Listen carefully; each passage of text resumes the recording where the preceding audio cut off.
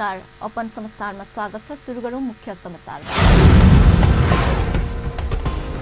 नवलपुरमा छुट्टा-छुट्टै दुर्घटनामा 1 जनाको मृत्यु, 7 जना घाइते, 3 को अवस्था गम्भीर। प्रदेश 2 सरकारले बुधबार सार्वजनिक बिदाको घोषणा, मुस्लिम धर्मावलम्बीहरूको विशेष दिन। सरकार संघीयता संस्थागत गर्ने पक्षमा नरहेको कांग्रेस नेता सिंहको आरोप। अमेरिकाको सिकागो स्थित मर्सी अस्पतालमा एक व्यक्तिले अन्धाधुन्ध गोली चलाउँदा 4 जनाको मृत्यु। र नेदरल्यान्ड युएफए नेसन लिगको सेमिफाइनलमा। अब समाचार विस्तारमा।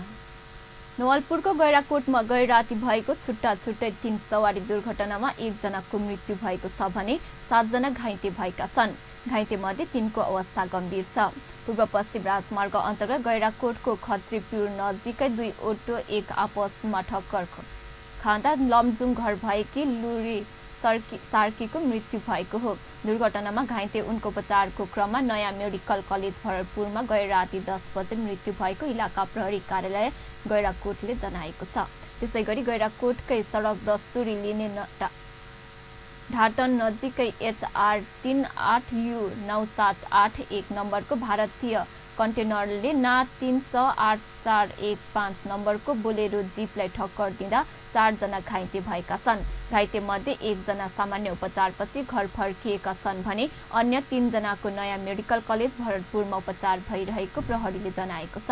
यता कावासोती नगरपालिका 15 बरौली टोल स्थित भित्री सडक खण्डमा लु 40 को मोटरसाइकल र विपरीत दिशाबाट आइरहेको ना 23 नम्बरको मोटरसाइकल आपसमा ठोकिँदा 3 जना गम्भीर घाइते भएका छन्। घाइते हुनेहरूमा कावासोती 12 का राजु गौरव, कावासोती 14 का समिल थापा मगर र सोही स्थानका वीरेन्द्र महतो रहेको जिल्ला प्रहरी कार्यालय नवलपुरले जनाएको छ।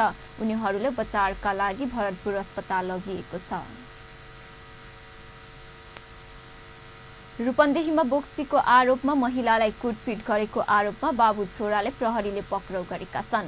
इलाका प्रहरी कार्यालय बुटवलका अनुसार सैना मैना नगरपालिका 1 बस्ने 65 वर्षीय खेतु मल्ल र उनका 45 वर्षीय छोरा प्रकाश मल्ललाई पक्राउ गरिएको हो। बोक्सी लागेर प्रकाशका छोराछोरीलाई बिरामी बनाएको भन्दै उनीहरूले आफ्नै छिमेकी महिलालाई कुटपिट गरी घाइते बनाएको उजुरी परेपछि पक्राउ गरिएको प्रहरीले जनाएको छ। प्रदेश 2 सरकारले बुधबार सार्वजनिक बिदा घोषणा गरेको छ। मङ्सिर 5 गते मुस्लिम धर्मावलम्बीहरूको विशेष दिन अर्थात् पैगम्बर मोहम्मदको जन्मदिन परेकाले प्रदेश सरकारले सार्वजनिक बिदा दिएको हो। सरकारको 2074 साल चैत 24 गते बसेको मन्त्री परिषदको निर्णय अनुसार प्रदेश 2 मा बुधबार बिदा दिएको कानुन मन्त्रालयले जनाएको छ। बुधबार प्रदेश 2 का 8वटा जिल्लाका सरकारी कार्यालय, संस्था र शिक्षालयका बिदा दिएको मन्त्रालयका शाखा अधिकृत बसन्त न्यौपानेले जानकारी दिनुभएको छ। अब समाचारमा केही बेर विश्रामपछि। सरकार संघीयता संस्थागत गर्ने पक्षमा नरहेको कांग्रेस नेता सिंहको आरोप। सरकारलाई दिएको समर्थन फिर्ता लिने नलिने बारे छलफल गर्न राजप्पा नेपालको बैठक बस्दै। र अमेरिकाको सिकागो स्थित मर्सी अस्पतालमा एक व्यक्तिले अन्धाधुन्ध गोली चलाउँदा 4 जनाको मृत्यु। विश्रामपछि समाचारमा स्वागत छ। अब बाँकी समाचार। नेपाली कांग्रेसका महामन्त्री डाक्टर शशाङ्क कोइरालाले नेपाल विद्यार्थी संघ नेवी संघको महाधिवेशन 2 महिनापछि सार्ने पार्टी केन्द्रीय कार्य समितिको निर्णयप्रति असन्तुष्ट व्यक्त गर्नुभएको छ।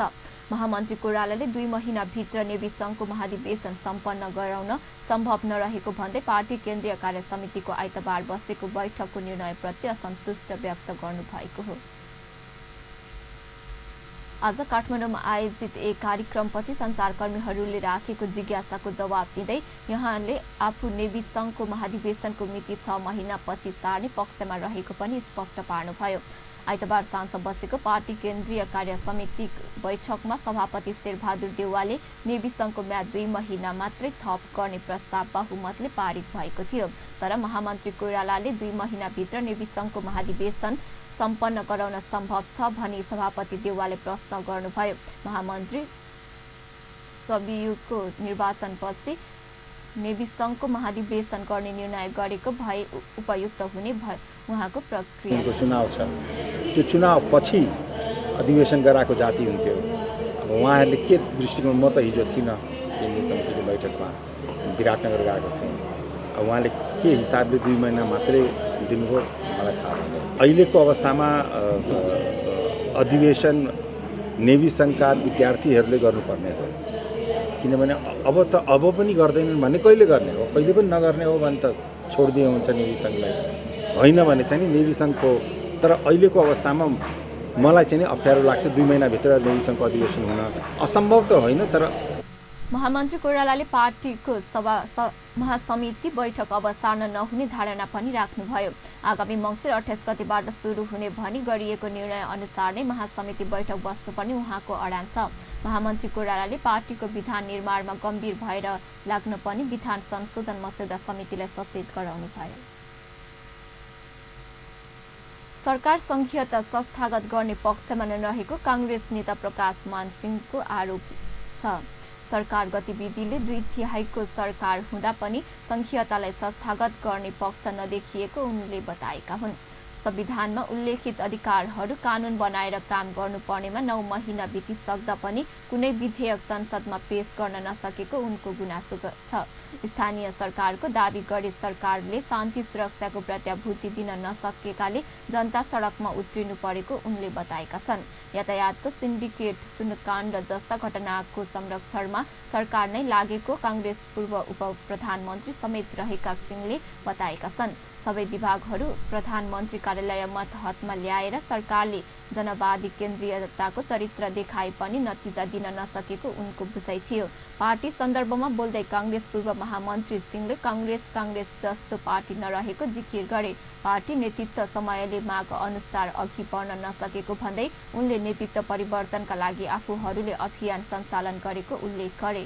तत्कालीन शेरबहादुर देउवा नेतृत्वको सरकारले जनताको चित्त बुझ्दो काम नगरेकै कारणले पार्टी चुनावमा भार बिहोर्नु परेको उनको निष्कर्ष थियो। राष्ट्रिय जनता पार्टी नेपालको अध्यक्ष मण्डलको बैठक मङ्गलबार बस्दैछ। दिउँसो 12 बजे राजपाको बैठक कार्यालयमा बस्ने बैठक सरकारले दिएको समर्थन फिर्ता लिने नलिने बारे छलफल हुने र राजपाका महासचिव तथा प्रवक्ता केशव झाले जानकारी दिनुभयो। सरकारले संविधान संशोधन गर्ने भनेर आफूहरूसँग सहमति गरेपछि त्यसलाई कार्यान्वयन नगरेकाले अब समर्थन फिर्ता लिने तयारी गरेको उहाँको भनाइ छ। राजपाले आफूहरूका माग 10 दिनभित्र पूरा नभए सरकारलाई दिएको समर्थन फिर्ता लिने अल्टिमेटम दिएको थियो।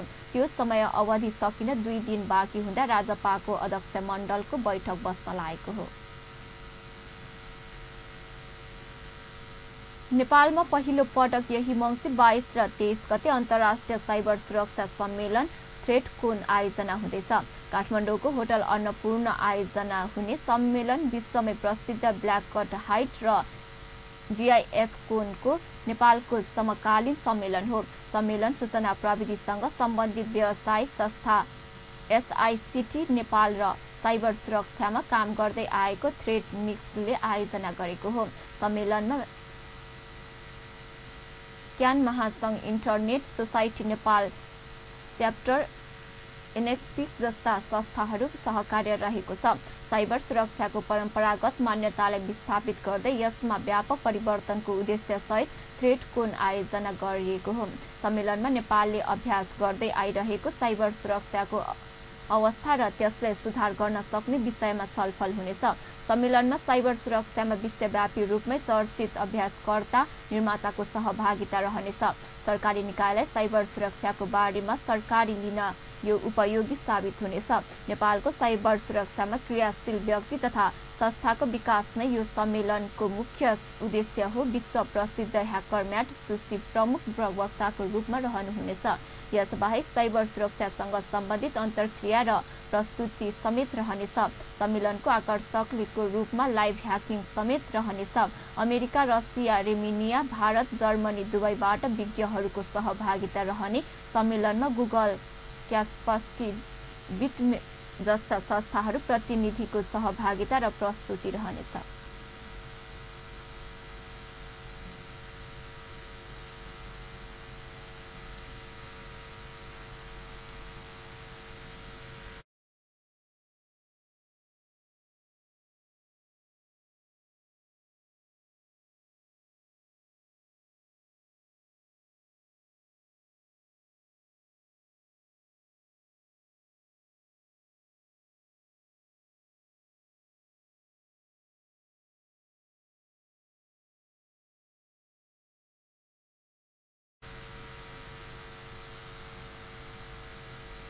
अब समाचारमा केही बेर विश्रामपछि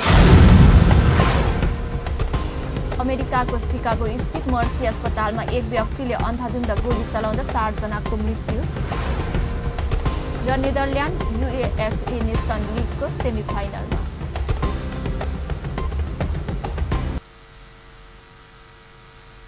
विश्रामपछि समाचारमा स्वागत छ। अब बाँकी समाचार। महोत्तरीको पश्चिमी सिमानाका शम्सी गाउँपालिकाबाट गए राति प्रहरीले करिब 2 लाख मूल्य बराबरको भारतीय औषधि बरामद गरेको छ। भान्सार छलेर भारतबाट नेपाल ल्याउँदै गरेको 25 प्रकारको भारतीय औषधि बरामद गरिएको प्रहरी नायक उपनिरीक्षक खगेन्द्र बहादुर खड्काले जानकारी दिनुभयो। भारतमा कम मूल्यमा किनेर नेपालमा बढी मूल्यमा बिक्री गर्ने उद्देश्यले सो औषधि भान्सार छली गरी नेपाल ल्याउँदै गरेको खड्काले बताएका छन्। कर्णाली प्रदेश सरकारले प्रदेश योजना आयोग गठन गरेको छ। मंगलबार बिहान सम्पन्न मन्त्री परिषद बैठकले मुख्यमन्त्री महेन्द्र बहादुर शाहीको अध्यक्षतामा 6 सदस्यीय योजना आयोग गठन गर्ने निर्णय गरेको हो। बैठकले योजना आयोगको उपाध्यक्षमा दैलेखका डाक्टर पुग्य रेग्मी, सदस्यहरूमा हुम्लाका डाक्टर दिपेन्द्र रोकाया र दैलेखका योगेन्द्र शाहीलाई मनोनयन गर्ने निर्णय गरेको सरकारकी प्रवक्ता एवं भूमि व्यवस्था, कृषि तथा सहकारी मन्त्री बिमला केसीले जानकारी दिइन्। त्यसैगरी योजना आयोगको प्रदेन सदस्यमा प्रदेश सरकारका प्रमुख सचिव र सदस्य सचिवमा आर्थिक मामिला तथा योजना मन्त्रालयका सचिव रहने व्यवस्था रहेको छ। योजना आयोगका उपाध्यक्षलाई प्रदेश राज्य मन्त्री सरहको र सदस्यहरूलाई प्रदेश सभा सदस्य सरहको सेवा सुविधा दिने निर्णय पनि बैठकले गरेको प्रवक्ता केसीले जानकारी दिइन्। सोमबार सम्पन्न मन्त्री परिषद बैठकले प्रदेश योजना आयोग गठन तथा सञ्चालन आदेश 2075 स्वीकृत गर्ने निर्णय गरी आयोग गठनको बाटो लेखेको हो। अब अन्तर्राष्ट्रिय समाचार।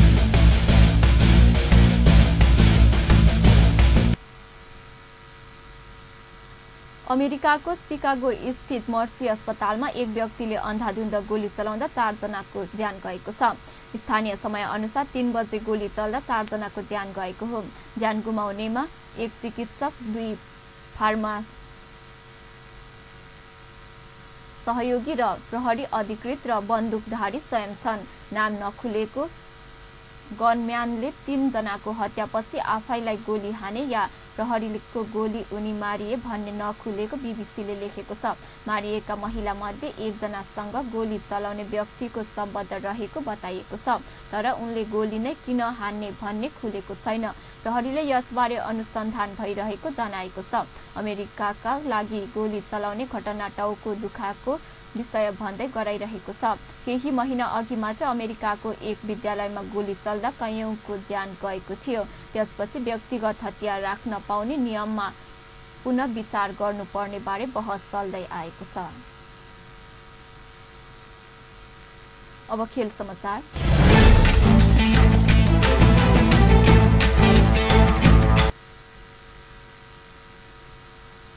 नेदरल्यान्ड्स UEFA नेसन लिगको सेमिफाइनलमा पुगेको छ। सोमबार राति भएको खेलमा जर्मनीलाई 2-2 गोलको बराबरीमा रोक्दै नेदरल्यान्ड्स अन्तिम 4 मा प्रवेश गरेको हो। जर्मनीले लिएको पहिलो हाफको 2 गोलको अग्रतामा भर्जिल भान डिक र क्विन्स प्रिन्सले अन्तिम 5 मिनेटमा गोल गरेपछि नेदरल्यान्ड्सले अन्तिम 4 को यात्रा तय गरेको हो। 20 मिनेटभित्र जर्मनीले 2 गोल गरेको थियो। 9 मिनेटमा टिमो वेनरले गोल गर्दै जर्मनीलाई अग्रता दिलाएका थिए। 1900 मिनेटमा लेरोय सोनेलले गोल गर्दै जर्मनीको अग्रता दोब्बर बनाएको थियो। 50औं मिनेटसम्म जर्मनीले 2 गोल अग्रता कायम राख्यो, तर 50औं मिनेटमा प्रोम्सले गोल गर्दै नेदरल्यान्ड्सले खेलमा फर्काए। 90औं मिनेटमा भ्यान डिकले गोल गरेपछि खेल बराबरीमा पुग्यो। बराबरीसँगै लीग 1 को समूह 1 बाट शीर्ष स्थानमा रहँदै नेदरल्यान्ड सेमिफाइनलमा पुग्यो। उसको 4 खेलबाट 7 अङ्क बनाएको छ। समान अङ्क 1 भएपछि गोल अन्तरका आधारमा पछि पर्दै फ्रान्स दोस्रो स्थानमा रह्यो। 4 खेलबाट 2 अङ्क जोडेको जर्मनी भने रेलिगेसनमा परेको छ। अन्त्यमा मुख्य समाचार पुनः एकपटक। नवलपुरमा छुट्टा-छुट्टै दुर्घटनामा 1 जनाको मृत्यु, 7 जना घाइते, 3 को अवस्था गम्भीर। प्रदेश सरकारले बुधबार सार्वजनिक बिदाको घोषणा, मुस्लिम धर्मावलम्बीहरूको विशेष दिन। सरकार संघीयता संस्थागत गर्ने पक्षमा नरहेको कांग्रेस नेता सिंहको आरोप। अमेरिकाको सिगो स्थित मर्सी अस्पतालमा एक व्यक्तिले अन्धाधुन्ध गोली चलाउँदा 4 जनाको मृत्यु। र नेदरल्यान्ड UEFA नेसन लिगको सेमिफाइनलमा। हस्त अहिलेलाई समाचार यति नै। पल पल खबर तेज नजर अपन टेलिभिजन हेर्दै गर्नुहोला। नमस्कार।